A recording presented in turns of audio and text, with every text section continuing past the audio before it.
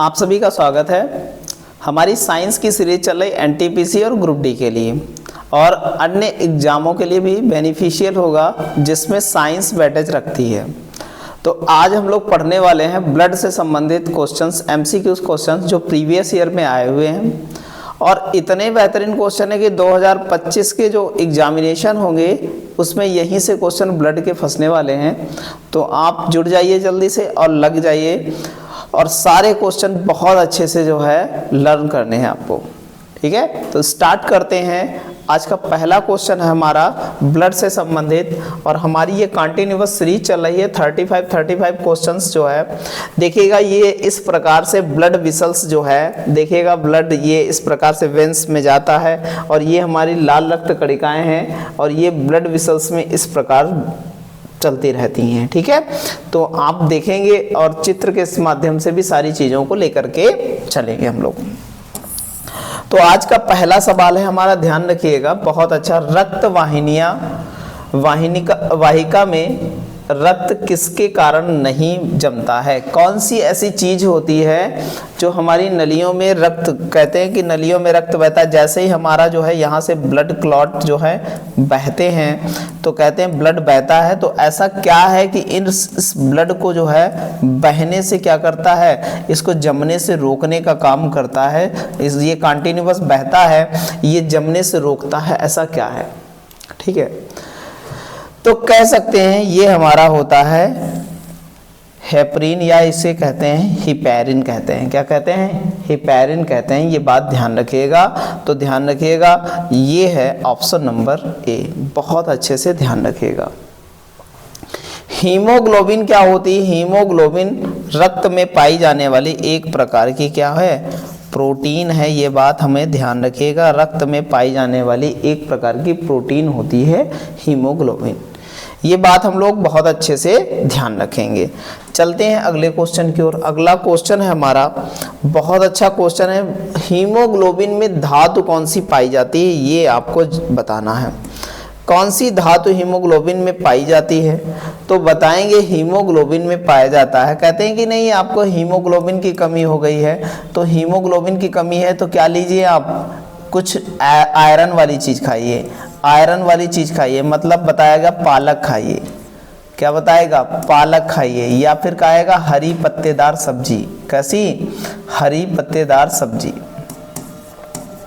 हरी पत्तेदार सब्जी की बात करेगा तो हरी पत्तेदार सब्जी खाइए। तो ये बात करेगा आपसे, डॉक्टर कहेगा आपको हीमोग्लोबिन की कमी हो गई इसलिए लोहा। तो कौन सी धातु पाई जाती है? लोहा पाया जाता, आयरन पाया जाता, ध्यान रखिएगा। लेकिन एक बात ध्यान रखिएगा, कॉपर भी जरूरी है हमारी बॉडी के लिए, मैग्नीशियम भी जरूरी है हमारी बॉडी के लिए, सारी चीजें जरूरी हैं। चलते हैं अगले क्वेश्चन की ओर। अगला क्वेश्चन है, वह कहते हैं रक्त का पीएच मान कितना होता है? सबसे फेवरेट क्वेश्चन, और इसको 2 स्टार नहीं, इसको 3 स्टार दे दें। और बहुत फेवरेट क्वेश्चन है ये एनटीपीसी और ग्रुप डी के लिए, रेलवे के एग्जामिनेशन के लिए। और पीएच मान कितना होता है? 7.4 होता है, ध्यान रखिएगा बहुत अच्छे से। बहुत अच्छा क्वेश्चन है, बिल्कुल इसको रट के जाइएगा। 7.4 ब्लड का पीएच मान होता है। चलते हैं अगले क्वेश्चन की ओर। कह रहा है कि बहुत अच्छा है कि निम्नलिखित में से कौन सा एंजाइम रक्त जमावट में जो है सहायक है? कहते हैं कि जो है जमावट में सहायक कौन सा है, कौन सा ऐसा जो है एंजाइम है। अभी हमने पढ़ा था कौन सा, हेपेरिन एंजाइम पढ़ा था, जो क्या करता है वेंस में, जो वेंस में रक्त जो है जमने से रोकता है। और यहाँ पर जो है एक ऐसा एंजाइम है जो रक्त के जमावट में सहायक है, जमाने में क्या होता है, सहायक होता है। वो वाला एंजाइम हमको पढ़ना है। तो वो एंजाइम हो जाएगा पेप्सिन हो जाएगा। ये बात हमको ध्यान रखनी है। ऑप्शन नंबर बी, पेप्सिन ऐसा एंजाइम है जो रक्त को क्या करता है, जमाने में क्या है, सहायक है। आगे बात करते हैं। अगला सवाल है हमारा, बहुत अच्छा सवाल है। किस कशेरुकी में ऑक्सीजन युक्त और ऑक्सीजन रहित रक्त मिश्रित रहता है। कौन सी ऐसी कशेरुकी प्राणी है, कौन सा ऐसा कशेरुकी जीव है जिसमें क्या कहा गया कि जो हमारे पास क्या कहता है कि ऐसी मतलब एक ही ऐसा कौन सा जीव है जिसके वेन में क्या होता है, ब्लड जो होता है ना उसमें ऑक्सीजन O2 युक्त और नॉन O2 युक्त, कहते हैं कि नॉन ऐसे सिंपल और कह सकते हैं O2 युक्त रक्त बहता है एक ही नलिका में, तो वो कौन सा जीव है ये बताना है। कौन सा कशेरुकी मतलब स्तनधारी जीव है, तो बताएंगे ऑप्शन नंबर बी। ऐसे होते हैं उभयचर प्राणी। उभयचर प्राणी वो कहलाते हैं जो जल और थल दोनों पर रह लेते हैं, जो जल और थल पर दोनों पर रह लेते हैं, जल तथा किस पर, थल दोनों पर रह लेने का काम करते हैं, वे उभयचर प्राणी कहलाते हैं। ध्यान रखिएगा, जैसे मेढक। ठीक है, चलते हैं अगले क्वेश्चन की ओर। बहुत अच्छा क्वेश्चन है अगला। कहते हैं the term of factor to reflect to, कहता है शब्द RH कारक को संदर्भित करता है। क्या संदर्भित करता है भैया ये बताइएगा। RH फैक्टर को संदर्भित करने का काम किससे किया गया, तो सबसे पहले इस RH फैक्टर की पता लगाया था एक बंदर में। किस में पता लगाया था, एक बंदर में पता लगाया गया था RH फैक्टर का। तो उसका नाम क्या था, तो उसका जो है बंदर में पता लगाया था। तो जो कह सकते हैं कि जो RH फैक्टर है उसको संदर्भित कौन सा करता है, तो उसका फुल फॉर्म पूछ रहा है। कहने का मतलब RH का फुल फॉर्म पूछ रहा है, तो रिसस फैक्टर कह सकते हैं। क्या कह सकते हैं, रिसस फैक्टर कह सकते हैं। ऑप्शन नंबर कौन सा हो जाएगा, ए हो जाएगा। ध्यान रखिएगा, बहुत अच्छा सवाल है, बहुत अच्छे से सारी चीजों को देखते हुए चलेंगे। अगला चलते हैं, अगला सवाल देखिएगा। वयस्क पुरुष में सामान्य RBCs, जो RBCs होती हैं लाल रक्त कणिकाओं की मात्रा कितनी होती है, RBCs की मात्रा कितनी होती है ये बताना है। तो ऑप्शन नंबर बी कहेंगे 5 मिलियन होती हैं। कितनी होती है, 5 मिलियन जो है RBCs होती हैं हमारी बॉडी में। ध्यान रखिएगा, ठीक है। इनका अगर पूछा जाए RBCs का जीवन काल कितना होता है, तो 2 से 3 दिन। ठीक है, RBCs का जीवन काल 120 दिन होता है। कितना होता है, 120 दिन इनका क्या होता है, जीवन काल होता है। ठीक है, ये बात ध्यान रखिएगा, इनका जीवन काल होता है। ठीक है, RBCs बनती कहाँ है, तो बताएंगे अस्थि मज्जा में। अस्थि मज्जा में ब्लड बनता है, वहीं पर RBCs भी बनेंगे। अस्थि मज्जा में, बोन मैरो में RBCs का क्या होता है, निर्माण होता है। इनका कब्रिस्तान या इनकी मृत्यु कहाँ होती है, तो इनकी मृत्यु बताएंगे कहाँ होती है, तो इनकी मृत्यु होती है प्लीहा में।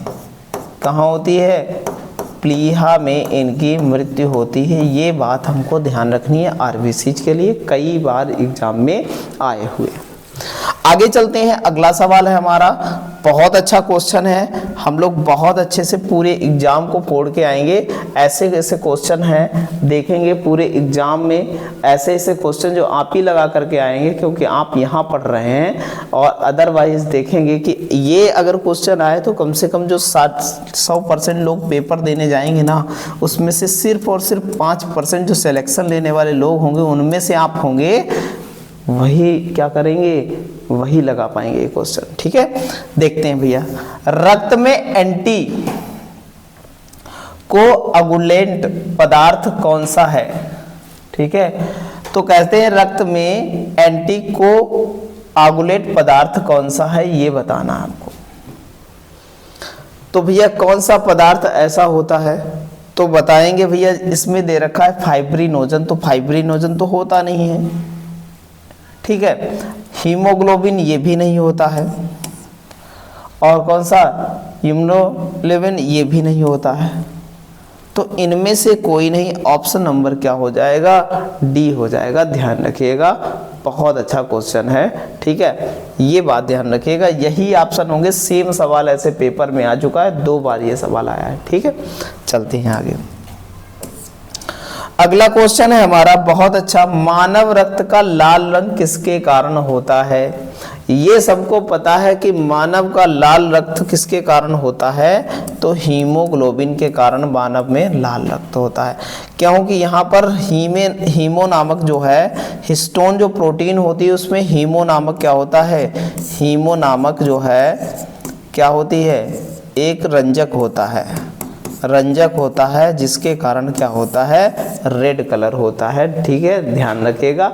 जो हिस्टोन नामक प्रोटीन होती है उसमें हीमो नामक क्या होता है, एक रंजक होता है, जिसके कारण ये रक्त लाल होता है। तो बताएंगे कि भैया लाल रक्त किसके कारण होता है, तो बता देंगे हीमोग्लोबिन के कारण। आगे बढ़ते हैं, बहुत अच्छा सवाल है।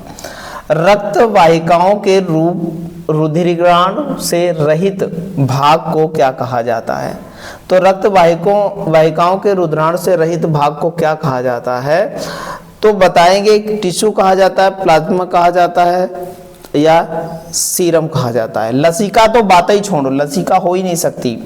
तो प्लाज्मा भी हमारे रक्त में, तो कहते हैं रक्त एक संयोजी ऊतक है, तो रक्त एक संयोजी ऊतक है, रुधिराणु की पूरी ऊतक हो गया, ये तो पूरा ऑर्गन्स हो गया, तो ये भी बात छोड़ देते हैं। तो बचे दो, तो इसमें कौन सा हो जाएगा, सीरम हो जाएगा। ध्यान रखिएगा, क्या हो जाएगा, सीरम हो जाएगा। चलते हैं अगले क्वेश्चन की ओर। बहुत अच्छा, हमारा अगला क्वेश्चन है, कहते हैं बहुत ऊंचाई पर मानव शरीर के लाल रक्त कणिकाएं क्या होती हैं, उनका आकार बढ़ता है, घटता है, क्या होता है, तो भैया ज्यादा ऊंचाई जाने पर क्या होती है, उनकी संख्या में इंक्रीजिंग होती है, बढ़ने लगती हैं।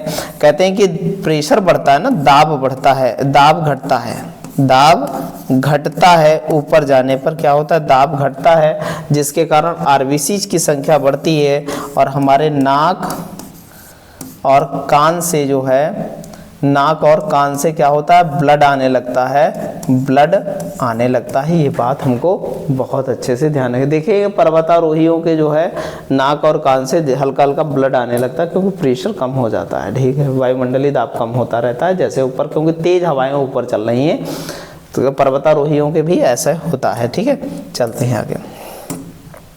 अगला सवाल है हमारा, बहुत अच्छा सवाल है, कौन सी रक्त कणिकाएं रोगों के खिलाफ प्रतिरोधक का निर्माण करने में मदद करती हैं, तो कौन सी हैं। अब देखो WBCs नहीं दे रखा है, एक्चुअल में जो रोगों के खिलाफ लड़ने का काम या प्रतिरोधक क्षमता का काम हमारा जो है, कहते हैं कि जो है काम करता है कौन सा, WBCs करता है। अब WBCs जो है, कहते हैं कि WBCs का नाम दे रखा है कौन सा, क्या होता है, और RBCs का नाम क्या होता है, तो RBCs का नाम क्या होता है और WBCs का नाम क्या होता है, ये भी जानेंगे साथ साथ भैया। ठीक है, तो इसको कहते हैं, WBCs को कहते हैं ल्यूकोसाइट, ल्यूकोसाइट। ठीक है, इसको कहते हैं थ्रोम्बोसाइट, थ्रोम्बोसाइट। ये बात हमको ध्यान रखनी है, ये नाम भी दिए जा सकते हैं। तो ऑप्शन नंबर कौन सा हो जाएगा हमारा, कौन सा, ल्यूकोसाइट।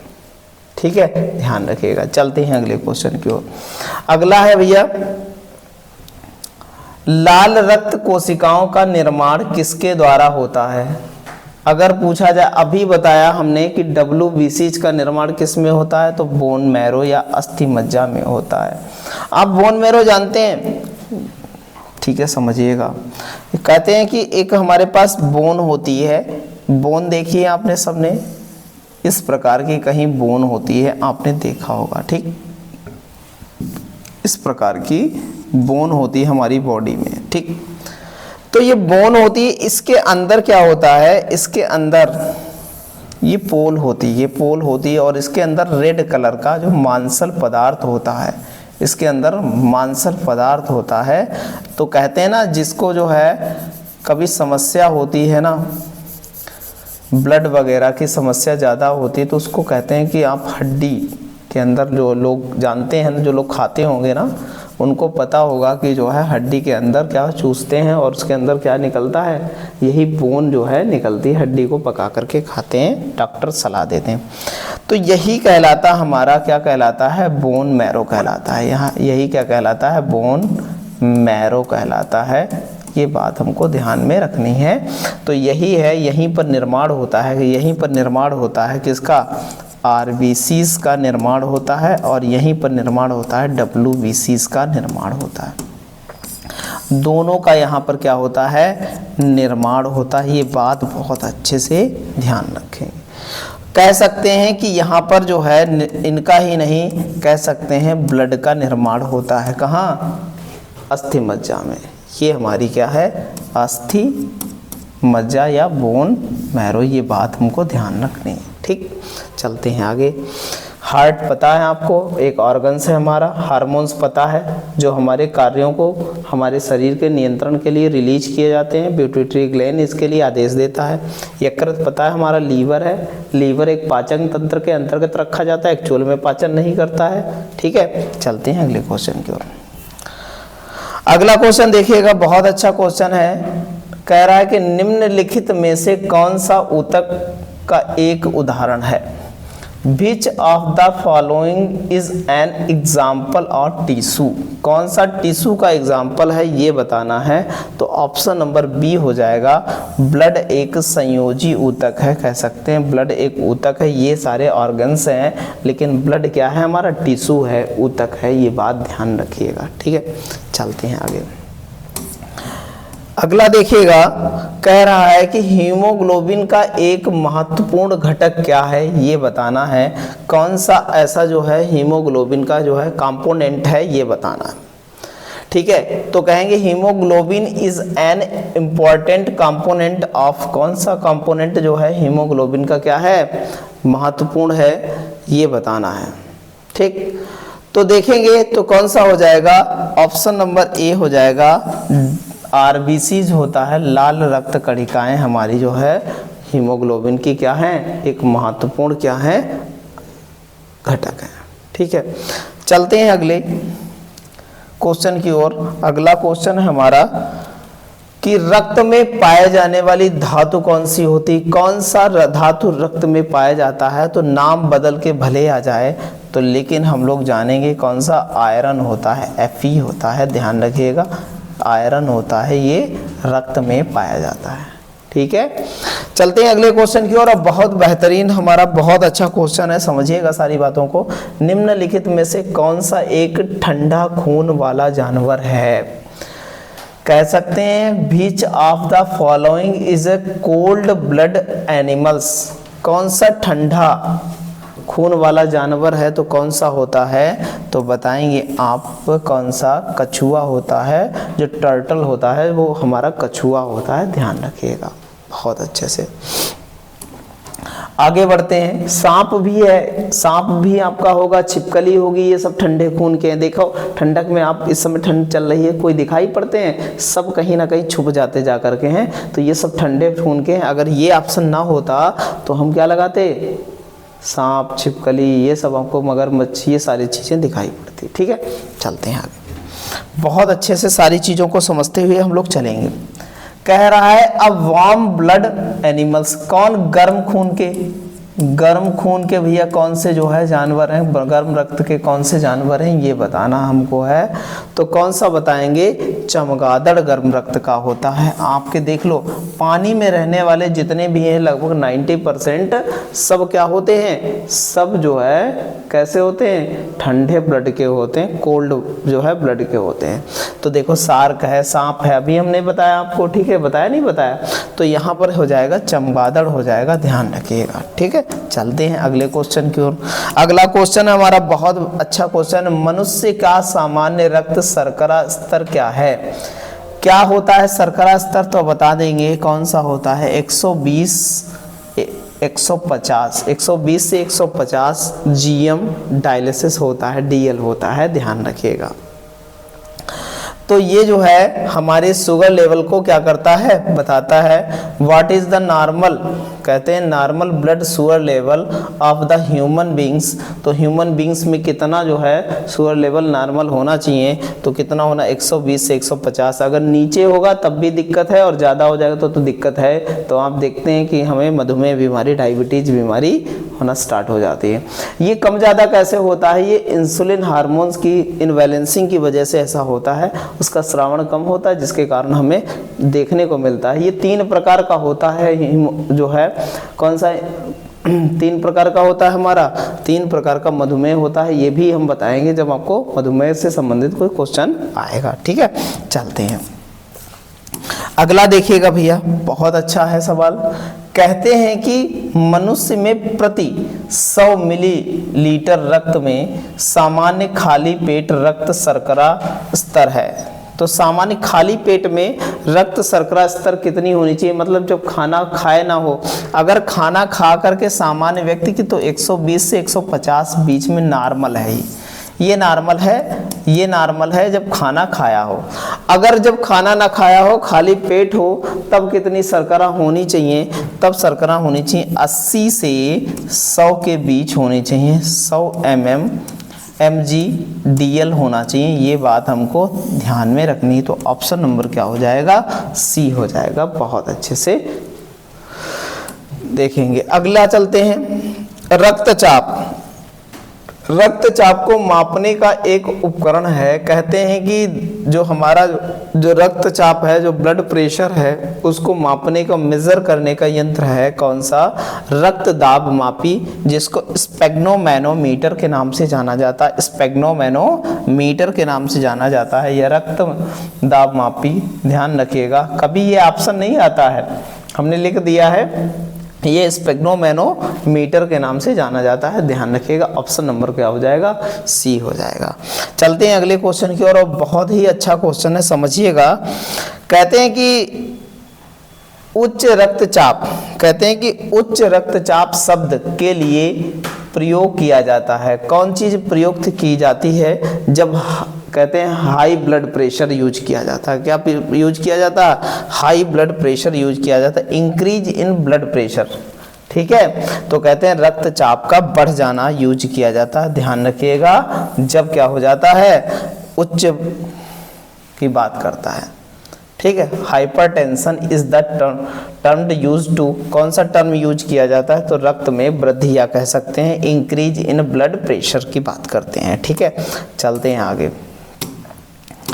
आगे दे रखा है हमारा, बहुत अच्छा है, the large amount of sugar in human blood.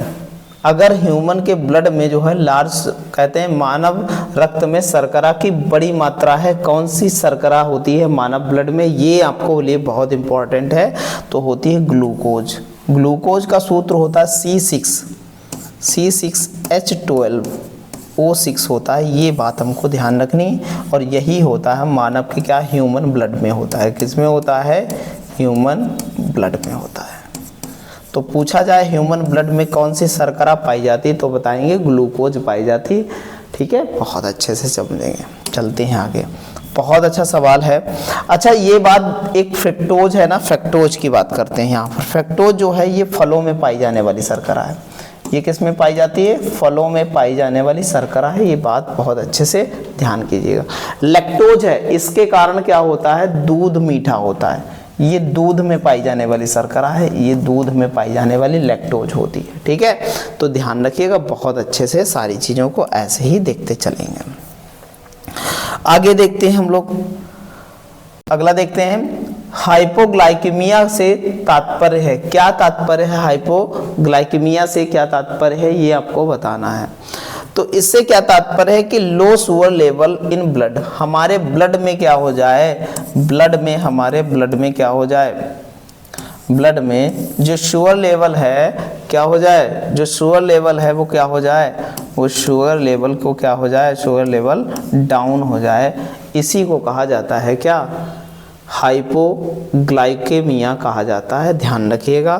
तो कहते हैं जब बढ़ जाता है तो क्या हो जाता है, हमें बढ़ जाता है तो मधुमेह हो जाता है, कम हो जाए तो क्या होता है, हाइपोग्लाइकेमिया होता है। ध्यान रखिएगा, ये भी बड़ा समस्या है, बढ़ जाए तब भी समस्या है, कम हो जाए तब भी समस्या है, समस्याएं समस्याएं जीवन है। तभी बुद्ध ने कहा था कि संसार दुखों से भरा है, याद रखिएगा। चलते हैं अगले क्वेश्चन की ओर।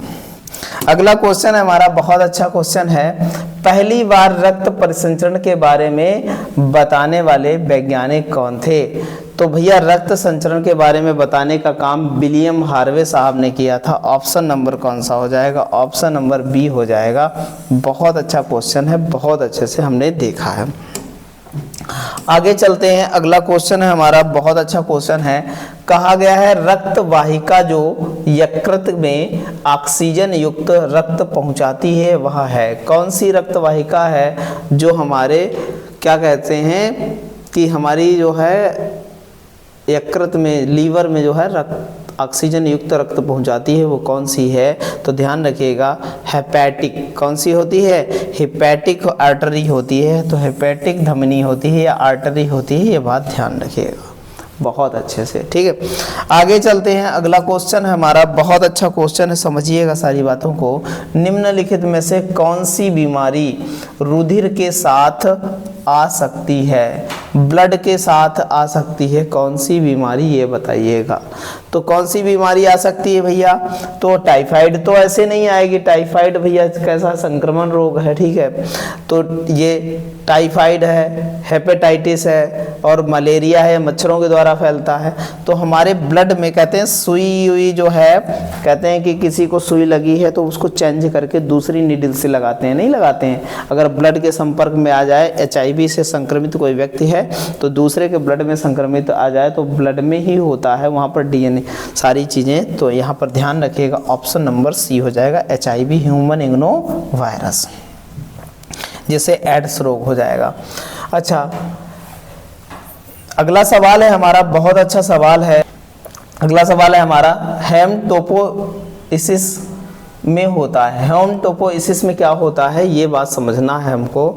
तो इसमें क्या होता है ये बात समझनी है। तो इसमें क्या होता है, अस्थि मज्जा होती है, बोन मैरो में होता है, ये ध्यान रखिएगा। कहाँ, किस प्लेस में होता है? ये बीमारी है एक प्रकार की, कौन सी? कौन सा? हेमटोपोइसिस, कौन सी? एक प्रकार की बीमारी, ये हमारी अस्थि मज्जा में पाई जाती है या होती है, ठीक है। चलते हैं आगे, देखते हैं भैया। कहते हैं मानव शरीर में सबसे बड़ी धमनी कौन सी होती है, बताएंगे। तो कौन सी धमनी बताएंगे? महाधमनी होती है हमारी, कौन सी? महाधमनी होती है, ये बात ध्यान रखिएगा भैया। अल्ट्रा होती है, ये बात हमें ध्यान रखेंगे। चलते हैं अगले क्वेश्चन की ओर। अगला क्वेश्चन है हमारा, बहुत अच्छा क्वेश्चन है। निम्नलिखित में से हीमोफीलिया का लक्षण है, कौन सा हीमोफीलिया का लक्षण होता है ये बतानी है बात। तो खून का थक्का ना जमना ही हीमोफीलिया का लक्षण है। कहते नहीं है, कई बार आपने देखा होगा मूवी वगैरह में कि किसी को चोट लग गई तो यहाँ पर ब्लड का थक्का नहीं जमा तो ब्लड निकलता गया और आदमी की क्या हो गई, डेथ हो गई। तो जो ब्लड का ना जमना ही हीमोफीलिया के लक्षण होते हैं। तो ऐसा रोग जो है, जो ब्लड के थक्के को, जैसे चोट लग गई आपकी, वहाँ से ब्लड निकलता गया निकलता गया निकलता गया और उसके बाद क्या है, थक्का नहीं जमता है। वैसे आपको कम से कम जो है 2 से 3 मिनट में क्या होता है, ब्लड में थक्का जम जाता है। अगर बहुत ज़्यादा मैक्सिमम टाइम 5 मिनट में तो जम ही जाता है, ठीक है, अगर सामान्य व्यक्ति है। चलते हैं आगे। अगला क्वेश्चन हमारा बहुत अच्छा क्वेश्चन है, समझिएगा। निम्नलिखित में से किसके साथ हीमोग्लोबिन की सांद्रता उच्चतम होती है? किसके साथ हीमोग्लोबिन की सांद्रता उच्चतम होती है? तो बताएंगे कोबाल्ट के साथ उच्चतम होती है। ऑप्शन नंबर सी हो जाएगा, कोबाल्ट हो जाएगा। चलते हैं अगले क्वेश्चन की ओर। बहुत अच्छा क्वेश्चन है, ठीक है। हृदय के संकुचन होना चाहिए, ठीक है। हृदय के संकुचन को भी कहा जाता है, क्या कहा जाता है हृदय के संकुचन को? तो बताएंगे आपको क्या कहा जाता है, सिस्टोल कहा जाता है। क्या कहा जाता है? सिस्टोल कहा जाता है, ये बात ध्यान रखिएगा। क्या कहा जाता है? सिस्टोल कहा जाता है। चलते हैं अगले क्वेश्चन की ओर। अगला क्वेश्चन है हमारा, निम्नलिखित में से कौन सा हीमोग्लोबिन का एक प्राथमिक कार्य क्या है?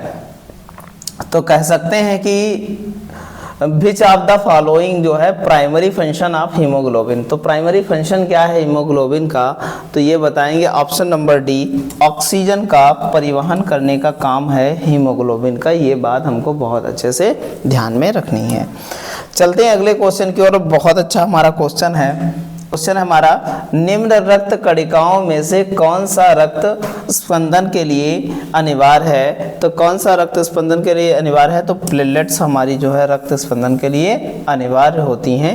ये बात हमको बहुत अच्छे से ध्यान रखनी है। चलते हैं अगले क्वेश्चन की ओर। बहुत अच्छा हमारा क्वेश्चन है, बहुत अच्छे से समझिएगा क्वेश्चन को, ठीक है। शरीर का कौन सा अंग कभी विश्राम, क्या कहते हैं, विश्राम नहीं करता है, मतलब क्या करता है, विश्राम नहीं करता, ऐसी कौन सा अंग है, तो कह सकते हैं हार्ट। लगातार हमारा दिल धड़कता रहता है। तो दिल धड़कना है भैया, दिल, लोग कहते हैं कि दिल भैया धड़क रहा है किसी को देख करके, तो भैया दिल जो है किसी को देख के नहीं धड़कता है। दिल के क्या आंखें हैं, आंखें तो ह्यूमन आपकी हैं। ये सब मस्तिष्क आपसे करवा रहा है, गलती किसकी होती है, दिल की। भावनाएं आपके जो है हाइपोथैलेमस से जो है क्रिएट होती हैं, और वही जो है भावनाएं क्रिएट करता है जो आपके दुख की हैं, ये सब है। तो कहीं बहुत जो है उसको देख करके दिल बिल्कुल बाग बाग हो गया, ठीक है। तो वो दिल बाग नहीं होता है, ये हाइपोथैलेमस की जो है सारी कहानी है, ठीक है। अच्छा लगना बुरा लगना ये सब हाइपोथैलेमस ही करता है, लेकिन बेचारा बदनाम दुनिया में क्या है, दिल है। तो अब मत कहना आप लोग पढ़े लिखे हैं, ठीक है। चलते हैं आगे।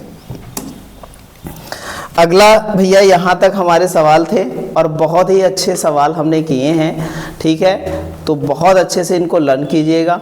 बस एक ही बात कहेंगे आपको, ज़्यादा से ज़्यादा वीडियो शेयर कीजिए, और अगर आपने लाइक नहीं किया है तो जो है लाइक कीजिएगा, और अगर आपने सब्सक्राइब नहीं किया है तो नीचे सब्सक्राइब की बटन दिख रही है, उस पर क्या कीजिएगा, टैप कर दीजिएगा, तो आप सब्सक्राइब कर लेंगे, और ऐसे ही वीडियो आपको बहुत सारे जो है देखने को मिलेंगे। और बेल आइकन पे दबाना जो है मत भूलिएगा, नहीं तो अगला जो वीडियो आएगा इतना इंटरेस्टिंग और इतना ही इम्पोर्टेंट वो आपसे क्या हो जाएगा, मिस हो जाएगा। तो बेल आइकन पर जो है टैप जरूर कीजिएगा। धन्यवाद।